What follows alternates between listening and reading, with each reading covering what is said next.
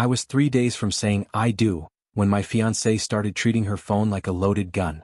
Lily used to leave it face up on the counter while we cooked.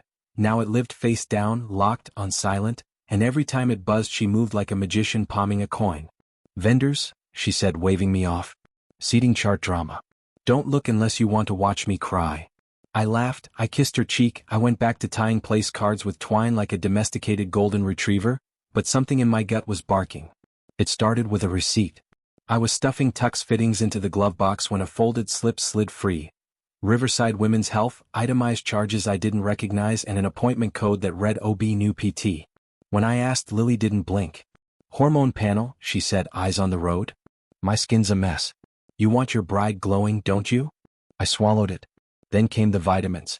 Hair gummies, she winked, shaking a white bottle with a pink label. I googled the brand in the bathroom and the first line smacked me in the face. Prenatal. I stared at the phone until my reflection blurred. We'd been careful. Hell, we'd barely touched each other the week she went to help her sister with the bachelorette, and didn't answer my calls. My head wrote 1,000 excuses while my stomach twisted itself into a sailor's knot.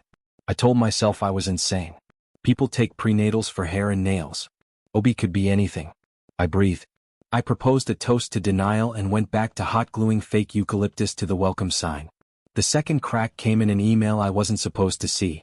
I handle the DJ, Lily handles decor, so when I opened our shared inbox to send the playlist and found a thread from the planner flagged important, I clicked. Confirming confetti cannons for special reveal after first dance, she'd written. Balloon arch arrives at 7:34 Little Secret Corner. I read it twice, 3 times until Little Secret crawled under my skin and sat there grinning. I scrolled down. The planner replied with a mock-up, pastel balloons, a sign that said OH baby in gold letters, a tiny table for cupcakes dyed pink and blue. I felt my heartbeat in my teeth. I wanted to storm into the living room and say the words out loud, rip the mask off the day we'd bled savings and sleep into, but another word got in the way. Why? Why confetti? Why a reveal? Why the fuck hadn't she told me if I was the one who was supposed to be revealed? Everything okay? Lily called from the couch, eyes still on the seating chart. Yeah, I lied, closing the laptop. Just the don't play Ed Sheeran email again. She laughed. I practiced breathing like a human and not a grenade. That night we did final fittings. Noah, my best man, my brother in everything but blood, clapped my shoulders in the mirror. You look like a groom man, he grinned. His eyes slid to Lily across the shop, her hand on her belly for half a second before she noticed me watching and moved it. A weird, sour thought popped, uninvited. Did Noah know something I didn't? I swatted it like a fly. I hated myself for even thinking it. We'd been tight since we were 12. He'd slept on my couch after his divorce. He'd bled for me in bar fights and I'd stitched him up with shitty thread and whiskey. I drove home with him riding shotgun, both of us screaming along to trashy 2000s pop, and told myself the only thing wrong here was me. The third crack didn't ask for permission, it kicked the door in. I was packaging the favors when her iPad pinged with an airdrop request. Lily was in the shower. The sender name said Riverside Clinic, and my thumb moved before the part of my brain labeled good person could tackle it. A black and white image unfurled on the screen. An ultrasound with our last name auto-filled from the patient profile, gestational age at 12W5D, the kind of grainy galaxy that makes strangers cry. My breath went somewhere I couldn't reach it. My phone buzzed at the same time. Unknown number. I answered, voice stuck between yes and help. A man cleared his throat. Aaron? He said like we were acquaintances. We haven't met. You don't know me but you should. We need to talk before Saturday. Who is this? I asked, knuckles whitening around the counter. The shower hissed down the hall. The man exhaled. Lily's not telling you the whole story, he said softly. She can't keep pretending. Not with my kid. I stood there clutching the counter like it could hold me up, the voice still echoing in my head. Not with my kid. The shower shut off. I panicked, hung up, and slid the iPad back where it was like nothing happened. Lily came out in a towel, humming, steam curling around her. She kissed my cheek, smelled like lavender shampoo, and asked if I'd remembered to pay the florist. My mouth opened but the words tangled, so I nodded like a puppet. That night I lay awake listening to her breathe, staring at the ceiling fan, every rotation a question mark. The next morning I called the number back. Straight to voicemail. I tried again at lunch, again that evening. Nothing. Chris, my cousin, my anchor when I lose my grip, saw me chewing my nails raw and asked, "You good?" I wanted to spill everything, But how do you say I think my bride's carrying another man's baby and hiding it behind balloon arches without sounding like you need a padded room? I said I was stressed about the caterer. He didn't buy it, but he didn't push. Thursday night, 2 days before the wedding, Noah dragged me out for a beer. "You're wound tight as a bowstring," he said. "It's just wedding nerves." I stared at the foam in my glass. Yeah. But then I looked at him, really looked, and saw a flicker in his face when I mentioned Lily's name. Was I imagining it? Or did his jaw tighten? I told myself I was paranoid. He clapped my back, told me to get some sleep, and I drove home with dread swimming in my gut. At midnight my phone buzzed. Same unknown number. I answered before the first ring ended. The voice again, calm, almost apologetic. "I'm sorry for calling. I shouldn't have dropped that on you like that. But you deserve the truth." I gripped the phone so hard it squeaked. "Who the fuck are you?" Silence. Then, "My name's Daniel. I met Lily last year. We were close. She told me it was over when she got engaged. But then she called me when she found out she was pregnant. We had a test done. It's mine." The world tilted. I stumbled to the bathroom, locked the door, sat on the edge of the tub with my pulse thundering. "Why are you telling me this now?" I hissed. Daniel sighed. "Because she wants to marry you anyway. She says you'll be a good father, that you'll never question it. But I can't watch her lie to you like this. You don't deserve it." My vision blurred. I wanted to throw the phone, to scream loud enough to shake the walls, but all that came out was a whisper. "If you're lying, I'll kill you." He sounded genuinely sad. "I'm not lying. Check the ultrasound metadata. It's dated before you even got back from your business trip. Do the math." I hung up, shaking so hard I almost dropped the phone. The mirror showed me a face I didn't recognize, sunken eyes, clenched teeth, a man on the edge of combustion. In the other room Lily murmured in her sleep, soft, sweet, like nothing was wrong. Friday morning she kissed me, coffee on her lips, and said, "One more day, then forever." I smiled back, hollow, already knowing forever had an expiration date. Because if Daniel was telling the truth, I wasn't walking into a wedding. I was walking into a trap. And for the first time in my life I started thinking about detonating it from the inside. Friday afternoon I called in sick and spent 6 hours chasing ghosts on my laptop. I pulled the ultrasound photo from the iPad's cloud backup and right-clicked for info. Metadata doesn't lie. The timestamp was 3 months back, the week I'd been stuck out of town in Denver for a trade show. I remembered FaceTiming Lily from a bland hotel room, her telling me she was at yoga, and I swallowed bile so hard it burned. I drove to Riverside Clinic, told the receptionist I was Lily Carter's fiancé, and that I wanted to pick up her paperwork. She looked at me with that polite, professional smile and said, "Sorry sir, HIPAA." I almost snapped, but then a nurse walked by and froze when she saw me. "You're Aaron?" she asked. My stomach clenched. "Yeah." She hesitated, eyes flicking to the receptionist, then lowered her voice. "She said you knew." My head buzzed. "Knew what?" The nurse paled. "Never mind. Sorry I can't." She scurried off before I could grab her sleeve. I left shaking, drove aimlessly until I ended up in front of Chris's house. He opened the door, saw my face and didn't ask, just poured me whiskey. I told him everything. Daniel's call. The ultrasound. The nurse. Chris listened, jaw tight, knuckles white on the glass. "You need proof that nobody can spin," he said. "And you need to decide if you want to nuke this tomorrow or walk away quiet." The word stuck. Tomorrow. Our wedding. My family flying in, her parents spending a fortune, friends packed into suits and dresses. If I detonated it, it wouldn't just be Lily that burned. It'd be everyone. And yet the thought of standing there, promising forever while she carried Daniel's kid, made my chest feel like it would split. That night I pretended to sleep while Lily whispered on the phone in the kitchen. I crept to the doorway and caught enough. "Don't call me again. After tomorrow it won't matter. He'll never know." My hand gripped the frame so hard it cracked. He'll never know. Except I did.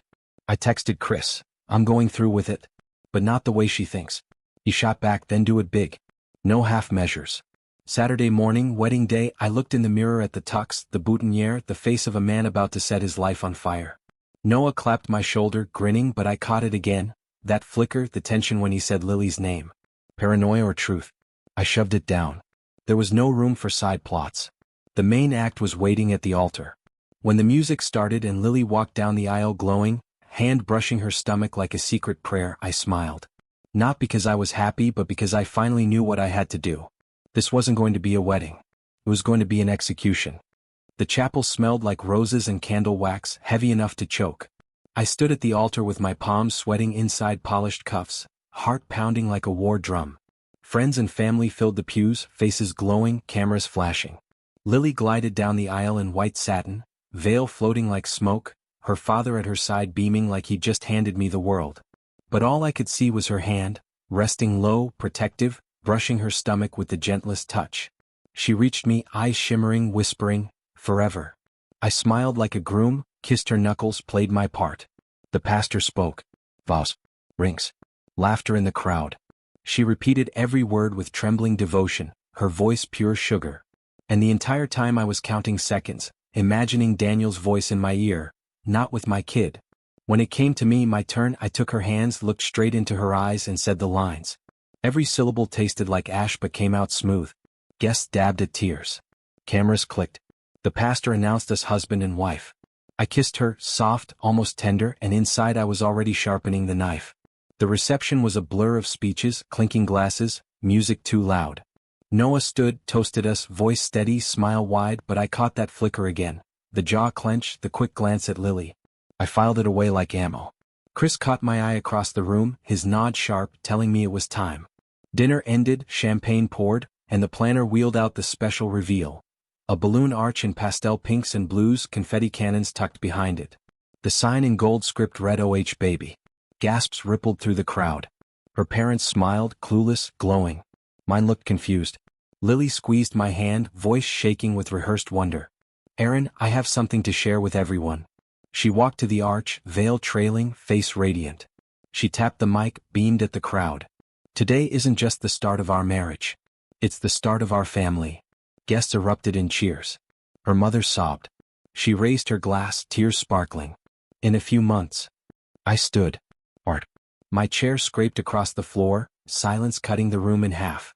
All eyes swung to me. My glass shook in my hand, but my voice was clear. "Before we celebrate, I need to tell you the truth." Lily froze, smile cracking. "Aaron?" I held up the ultrasound, blown up on the screen behind me. Gasps again. I turned to the guests, my voice louder now, sharper. "This child isn't mine. My bride is pregnant with another man's baby." The room exploded. Her mother shrieked. Her father surged to his feet. My mom covered her mouth. And Lily, my bride, my wife of less than 2 hours, just stood there under a rain of gold balloons, mascara streaking, the confetti cannons misfiring behind her like mock gunshots.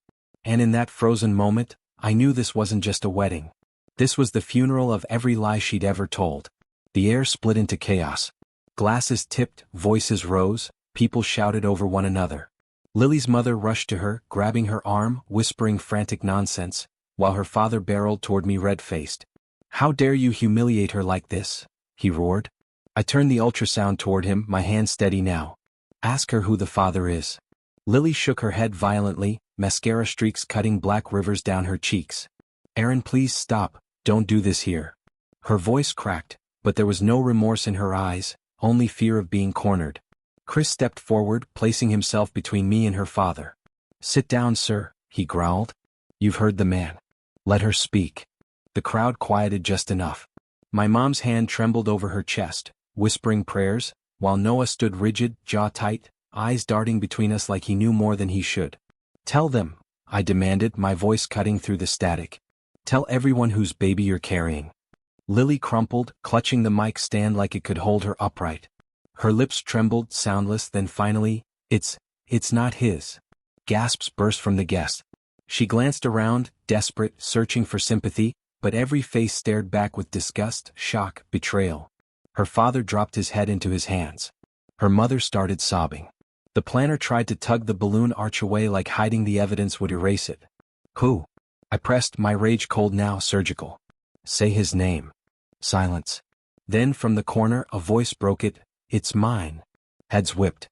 "No. My best man. My brother in everything but blood." Standing there pale as chalk, eyes wet, voice shaking but clear. "It's mine." The room erupted again. Chris swore out loud. My mom gasped so hard she nearly collapsed. I just stared, frozen, as Noah stepped forward, hands raised like surrender. "It wasn't supposed to be like this," he stammered. We never met." My glass shattered on the floor. My chest felt like it had been ripped open, but I couldn't even move, couldn't scream. Lily rushed to him, grabbing his hand, tears streaming, pleading. I wanted to tell him after the wedding. I couldn't lose everything. Please, Aaron, please. Guests were standing, shouting, half leaving, half waiting for blood. The music had long since stopped, but in my head a roar grew louder and louder. 2 betrayals in one breath, my bride, my best friend. And the whole fucking world watching. For a moment the hall felt like a nightmare in slow motion. The crowd was still roaring, but to me it was just a muffled hum like I was underwater. Lily clung to Noah's hand, both of them shaking, eyes darting at me as if begging for some kind of mercy. Mercy. The word almost made me laugh. I took a step forward, glass crunching under my shoes. My voice came out hoarse but sharp enough to slice the air. My wife, I spit the word like poison, and my best friend. Standing here in front of everyone thinking you could lie to my face to all of us and walk away smiling. Lily sobbed, I didn't mean for this to happen. It started before the engagement, I swear. We stopped when he proposed. She pointed at me like I was the savior who'd turned into her executioner. I thought it was over. Then I found out I was pregnant and I didn't know what to do. Noah stepped closer, palms out. Aaron, listen, I tried to cut it off, man. I swear I did. She came to me crying, scared, and I fucked up. I fucked up worse than I've ever done in my life. His voice cracked, his face pale. I didn't want to ruin you. Ruin me? I laughed, the sound ugly, hollow. You've been standing next to me for months, smiling, drinking my beer, planning my bachelor party, giving speeches about brotherhood, while you were putting a knife in my back. And you thought you weren't ruining me? People gasped. A few guests edged toward the doors, whispering like they couldn't stand to breathe the same air. My dad's face was stone, arms crossed, while my mom wept quietly in the corner. Chris stood rooted, jaw set like a bulldog ready to tear one of them apart if I gave the word. Lily let go of Noah, stumbled toward me, mascara smeared, veil half torn. Aaron, please. Don't do this. We can fix it. We can raise this baby together. Nobody has to know the truth. It doesn't matter who the father is, not really, it's just. Not really? I barked, slamming my fist against the table so hard the plates rattled. You were going to build a family on a lie and trap me in it? You were going to let me raise his child, call me dad while you laugh behind my back? And you say it doesn't matter? Her knees buckled, she slid to the floor in her white dress, wailing like a banshee. Noah tried to reach her but Chris blocked him with one hand on his chest. Stay the fuck down, Chris growled. I scanned the room, her parents broken, my parents shattered, our friends disgusted. The pastor stood off to the side, clutching his Bible like it might shield him.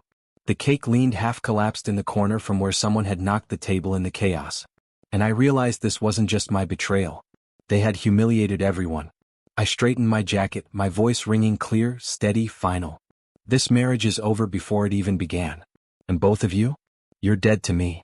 I walked out through the silence, the aisle that had been built for forever now a funeral march. Behind me, Lily wailed my name, Noah shouted apologies, but I didn't turn back. Not once. And in that moment, with all their lies collapsing in on them, I felt lighter than I had in months. But as the doors slammed shut behind me, I knew it wasn't finished. Because betrayal this deep doesn't stop bleeding just because you ripped the knife out. The fallout started before I even got home. My phone exploded with messages. Family, friends, people who had been at the wedding, people who had only seen snippets on social media. By the time I tossed my jacket on the couch, the video was already circulating. Someone had caught the whole reveal, my voice echoing through the speakers. This child isn't mine. It was everywhere within hours. Lily's perfect wedding had turned into viral humiliation. Her parents called, begging me to keep it private, to think about her mental health. I told them their daughter thought about nothing but herself when she crawled into bed with my best man. Noah tried texting, calling, leaving voicemails that swung between rage and begging. I fucked up, but we can fix it. Don't destroy me. I deleted everyone. Chris told me I should save them for evidence in case they tried to twist the story. He wasn't wrong. By Monday the planner had sent a polite email about unpaid invoices. I replied with a single line, send them to the bride and the best man. Then I called my lawyer. I want this marriage annulled, I said flatly. He didn't even blink. With what happened, it'll be fast. Lily showed up at my apartment once, pounding on the door, screaming through the wood that she loved me, that the baby didn't change what we had. I stood on the other side in silence until Chris came and scared her off. Later she posted a long, teary video online about how trauma makes people do desperate things. The comments shredded her apart. Noah tried to defend her once in the thread.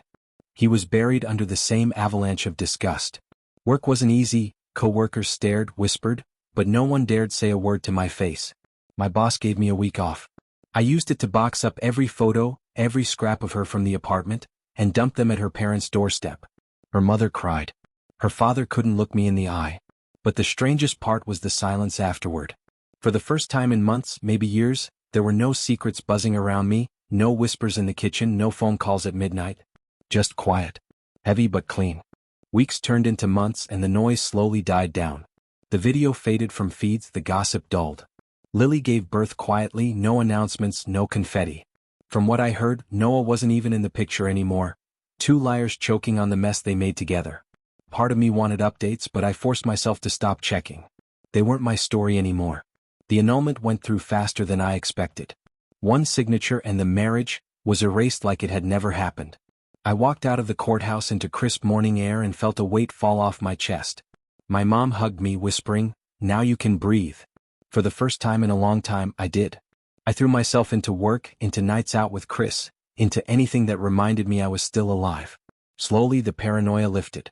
I stopped checking phones, stopped watching for hidden glances. I cooked in silence without listening for lies. I slept without waiting for whispers in the kitchen. People asked if I'd ever forgive them. My answer never changed: no. Forgiveness is a gift. They don't deserve it. But I wasn't carrying them anymore either. Hatred is just another chain, and I was done being bound. On what would have been our first anniversary, I sat on my porch with a beer, watching the sunset bleed across the sky. For once I didn't feel broken. I felt free. Lily and Noah thought they were building a future behind my back. Instead they built their own grave. And me? I walked away with scars, sure, but also with the strength to know I'll never let anyone write my life in lies again. The wedding was supposed to be the beginning of forever. In the end it was, but not for them. It was the beginning of mine.